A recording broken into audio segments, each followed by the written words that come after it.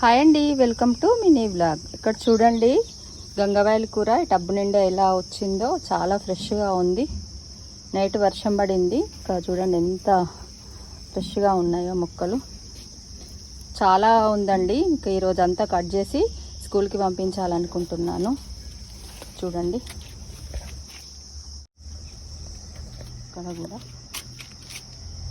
గార్డెన్లో ఎక్కడ చూసినా కూడా ఇదే ఉందండి. ఇప్పుడు ఎండలకి గంగవాయల కూర చల్లవ వేస్తుందని ఎక్కువ తింటుంటారు. వర్షాలు పడుతుంటే ఇంక ఇది రాదు, సమ్మర్లోనే బాగా వస్తుంది, అందరికీ తెలిసిందే కదా.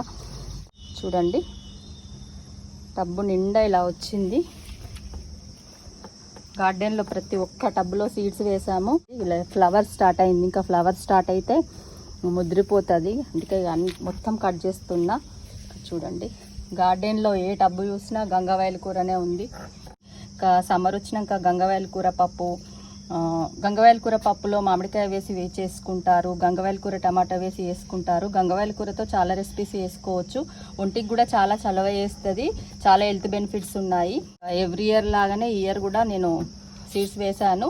సమ్మర్లో దాదాపుగా నాకు తెలిసిన వాళ్ళకి, స్కూల్లో స్టాఫ్కి, ఎంతమందికి వీలైతే అంతమందికి నేను పంపిస్తూ ఉంటాను. ఈరోజు ఇదంతా కూడా హార్వెస్ట్ చేసుకొని ఈరోజు మాత్రం స్కూల్కి పంపిస్తున్నా. చూడండి ఎంత గంగవాయల కూర హార్వెస్ట్ చేశానో, ఇంకా ఉంది కుండీల్లో. ఇది ఈరోజు నేను స్కూల్కి పంపిస్తున్నాను. స్కూల్లో స్టాఫ్కి కొంతమందికి పంపిస్తున్నాను.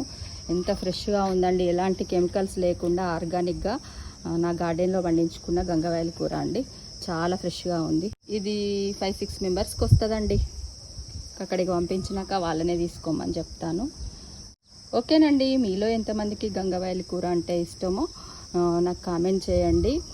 మీ దగ్గర దీన్ని గంగవాయల కూర అనే పిలుస్తారా, ఇంకా వేరే పేరుతో పిలుస్తారా అనేది కూడా నాకు కామెంట్ చేయండి. అంటే కొన్ని ప్లేసెస్లో దీన్ని ఇంకొక పేరుతో కూడా పిలుస్తారు. ఇక్కడ మేము మాత్రం గంగవాయల కూర అనే అంటాము. ఓకేనండి, బాయ్ బాయ్.